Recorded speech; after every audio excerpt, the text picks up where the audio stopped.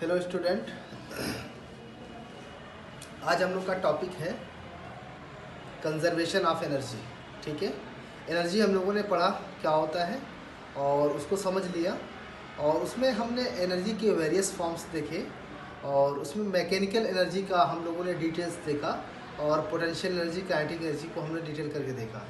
आज का टॉपिक है law of conservation of energy. तो सबसे पहले समझते हैं कंजर्वेशन क्या होता है। कंजर्वेशन से मीनिंग जो होती है वो फिक्स होती है, there is no change with respect to time और एनी अदर्स। उसमें कोई चेंज ना हो, उसको हम क्या बोलते हैं, कंजर्व होना। ठीक है, तो एनर्जी भी हमारी कंजर्व है। इस यूनिवर्स की जो एनर्जी है, दुनिया की जो हमारी टोटल एनर्जी हो क्या है, कंजर्व है, फिक्स है, उसमें चेंज नहीं होता है। और इसी को हम एक रूल के अकॉर्डिंग बोलते हैं कि law of conservation of energy. इसको एक लॉ बनाया गया जिसको बोलते हैं law of conservation of energy. इसमें law of conservation of energy को हम ऐसे डिफाइन करते हैं, energy neither be created nor be destroyed but it can convert one form to another form. Energy को ना ही क्रिएट किया जा सकता है, ना ही जो है डिस्ट्रॉय किया जा सकता है। ना तो क्रिएट किया जा सकता है, ना ही डिस्ट्रॉय किया जा सकता है। इसको सिर्फ और सिर्फ एक फॉर्म से दूसरे फॉर्म में कन्वर्ट किया जा सकता है, बदला जा सकता है, तब्दील किया जा सकता है। This is law of conservation of energy. Okay, कुछ एग्जाम्पल्स लेते हैं ताकि हम प्रॉपर समझ पाएँ कि रियल में ऐसा कहाँ दिखाई देता है कि law of conservation of energy. अपने अपने घर में आप देखें, जो हमारे पास होम अप्लायंस होते हैं, जैसे उसमें एक बड़ा पॉपुलर है हीटर। हीटर में आप देखें कि घर के अंदर जो हमारी पावर है, सप्लाई है, वो इलेक्ट्रिकल एनर्जी है। कौन सी एनर्जी है? इलेक्ट्रिकल एनर्जी है। जैसे ही हम हीटर लगाते हैं, हीटर को हम प्लग करते हैं, हीटर ऑन करते हैं, तो हीटर गर्म होता है और वहाँ से क्या निकलने लगती है? गर्मी निकलने लगती है, तो हीट एनर्जी निकलने लगती है। इसका मतलब क्या हो गया कि हीट एनर्जी और इलेक्ट्रिकल एनर्जी है, बीच में हमने एक कन्वर्टर लगा दिया, एक मशीन लगा दिया जो एनर्जी को कन्वर्ट कर दिया। तो किस में चला गया? तो एक आपने देखा कि इलेक्ट्रिकल एनर्जी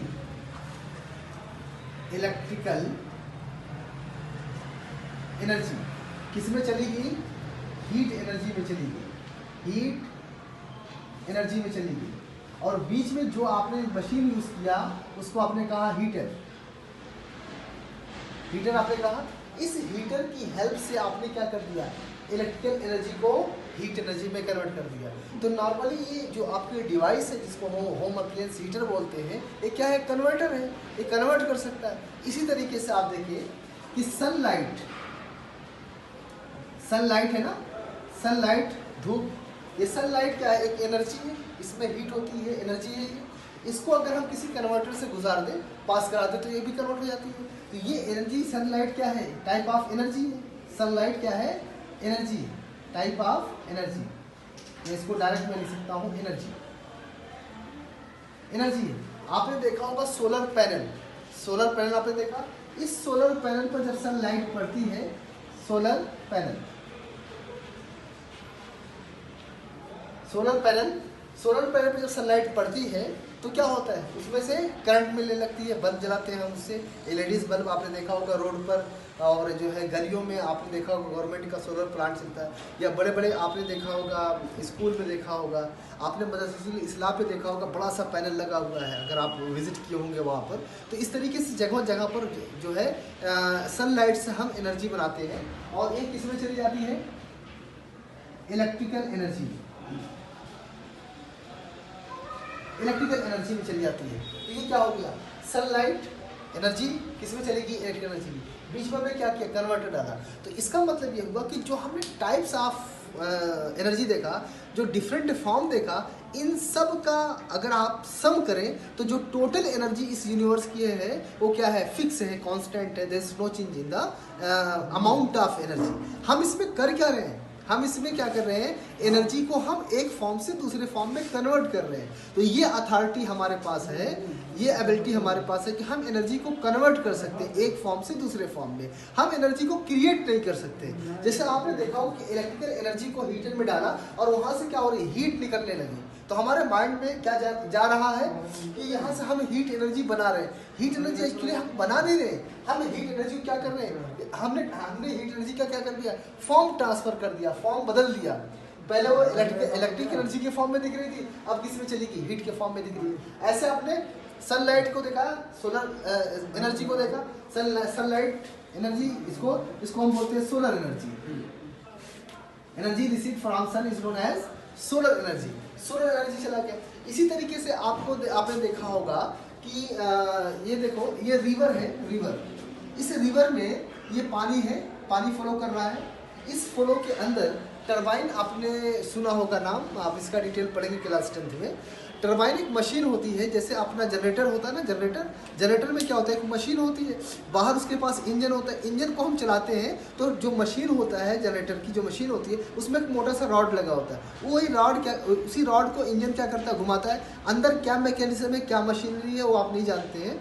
आप जानते हैं कि अंदर कुछ एक्शंस होते हैं और वहाँ से करंट निकलती है। हम बोलते हैं कि इंजन स्टार्ट करो, तो जनरेटर से हमें करंट मिलना स्टार्ट करती है। तो हम क्या कर रहे हैं, मैकेनिकल एनर्जी यहाँ पे यूज़ करते हैं। मैकेनिकल एनर्जी, वो मैकेनिकल एनर्जी कैसे आ रही है, डीजल और सारी के कम्बिनेशन से एक मशीन तैयार की जिसको हम इंजन बोलते हैं। तो इंजन में क्या हो रहा है, डीजल एनर्जी, वहाँ से हम मैकेनिकल एनर्जी लेते हैं और यहाँ से हम इसमें डाल के इलेक्ट्रिकल एनर्जी में कन्वर्ट कर लेते हैं। इसमें आप देखिए कि अगर उसी जनरेटर की मशीन को आप बाहर से ब्लेड लगा दें, जैसे फैन में अपना ब्लेड लगा होता है ना, सीलिंग फैन में ब्लेड, ऐसे ब्लेड वाली ब्लेड लगाकर, ये हमारे पास एक मशीन है, देखिए ये मशीन है, और इस मशीन में ये इसका है शाफ्ट, यानी अगर ये ब्लेड ऐसे घूमेगा तो ये भी ऐसे घूमेगा, और इसके बाहर मैंने वही जनरेटर वाली मशीन लगा दिया, ऐसे लगा दिया, तो ये क्या है आपका जनरेटर मशीन हो गई। अब इसको घुमाने के लिए हम कभी कभी क्या यूज़ करते हैं, जनरेटर का इंजन यूज़ करते हैं, तो आपने देखा उसका मैकेनिज्म। अगर इसी चीज़ को हम यहाँ पर डाल दें, इस तरीके से डालें कि ब्लेड इसमें आ जाए और पानी ऐसे फ्लो कर रहा है। अगर पानी ऐसे फ्लो करेगा तो पानी क्या करेगा, ब्लेड पानी में है और पानी ऐसे फ्लो करेगा तो ब्लेड को ऐसे हिट करेगा, ये ऊपर जाएगा, दूसरा ब्लेड आएगा उसको हिट करेगा, ऐसे क्या हो जाएगा, फ्लो बन जाएगा। क्योंकि पानी फ्लो में है तो ब्लेड भी क्या करेगा, घूमेगा। जब ब्लेड घूमेगा तो ये घूमेगा, और यही तो घुमा रहा है इंजन। जनरेटर में क्या हो रहा है, इसी रॉड को इंजन से हम घुमा रहे हैं। अब इंजन से ना घुमाकर हमने किससे घुमाया, पानी से घुमाया। तो इसमें हम क्या कर रहे हैं, पानी के पास अपने पास एनर्जी होती, क्यों, क्योंकि पानी यहाँ पे क्या हो रहा है, फ्लो में है। तो जो भी चीज़ मोशन में होती है उसके पास कौन सी एनर्जी होती है, काइनेटिक एनर्जी होती है। तो यहाँ पर फ्लोइंग वाटर जो है, जो आपका पानी फ्लो हो रहा है, इसमें कौन सी एनर्जी, काइनेटिक एनर्जी। ये काइनेटिक एनर्जी हमने एक मशीन लगाया, किस में चली गई, इलेक्ट्रिकल एनर्जी में चली गई। तो आपको समझ में आ गया कि कंजर्वेशन ऑफ एनर्जी क्या होता है, और इस तरीके से हम डिफरेंट टाइप के एनर्जीज को हम एक फॉर्म से दूसरे फॉर्म में कन्वर्ट कर लेते हैं। क्लियर।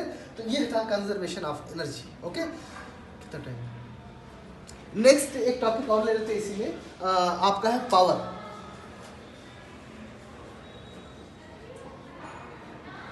पावर क्या होता है, rate of doing work, rate of doing work is known as power. ठीक है, पावर क्या होता है, पावर होता है rate of doing work is known as power. Power मतलब किसी भी काम को करने के लिए किस स्पीड से, किस रेट से कर रहे हैं, उसको हम क्या बोलते हैं, उस मेजरमेंट को हम क्या बोलते हैं, पावर बोलते हैं। मैं एग्जांपल लेके समझाता हूँ। जैसे मान लो कि एक जो है मशीन है या कोई भी चीज़ है, दो मशीनें हैं ए और बी। ये एक मिनट में सपोज 10 जूल वर्क कर रहा है, कितना, 10 जूल। और इसी वर्क को ये वाली मशीन सिर्फ कितना कर रही है, 30 सेकेंड, इसको टाइम बढ़ा दो, ये 2 मिनट में कर रहा है, और ये एक ही मिनट में कितना कर दे रहा है, 10 जूल। ठीक है, तो एक मशीन किसी काम को 10 जूल करने के लिए, 10 जूल वर्क करने के लिए कितना टाइम ले रहा है, 2 मिनट, और उसी काम को दूसरी मशीन करने के लिए कितना टाइम ले रही है, 1 मिनट। तो इसमें क्या देख रहे हैं कि एक मशीन जो है ज़्यादा टाइम लेकर उतना ही काम कर रही है, और एक मशीन उतने ही काम करने के लिए कम टाइम ले रही है। तो जिसमें टाइम कम लग रहा है, काम ज़्यादा हो रहा है, उसका क्या है, तो इसको हम कैसे मेज़र करेंगे, इसको हम मेज़र करेंगे on the basis of power.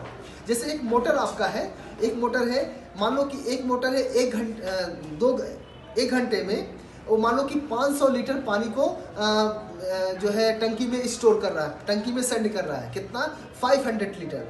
एक घंटे में 500 लीटर ट्रांसफर कर रहा है, डिलीवर कर रहा है टंकी के अंदर। और दूसरा मोटर वो क्या कर रहा है कि एक घंटे में सिर्फ 100 लीटर पानी ट्रांसफर कर पा रहा है। कितना? 100 लीटर। तो पहले वाला क्या किया, एक घंटे में 500 लीटर कर रहा है, और दूसरा वाला एक घंटे में सिर्फ 100 लीटर कर रहा है। तो ये तो काम स्लो कर रहा है ना। तो जो काम स्लो कर रहा है उसको हम कैसे मेजर करेंगे? कोई काम स्लो कर रहा है, कोई काम फास्ट कर रहा है, इसको मेजर करने के लिए हमने एक नया टर्म्स डिफाइन किया। इसको हम बोलते हैं पावर, और इसी को बोलते हैं रेट ऑफ डूइंग वर्क। इसको सिंबल में हम लिख लेते हैं, सिंबल में लिख लेते हैं। पावर का सिंबल होता है P, और P का होता है W/T।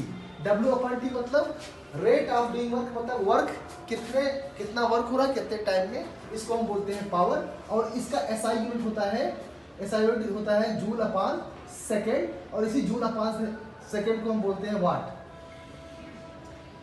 WATT वाट। ठीक है, जूल/सेकेंड को हम क्या बोलते हैं? वाट। तो SI यूनिट पावर का क्या होता है? वाट होता है। ओके, तो ये चैप्टर आपका फिनिश हुआ। नेक्स्ट वीडियो में मिलते हैं हम लोग न्यूमेरिकल के साथ। Thank you.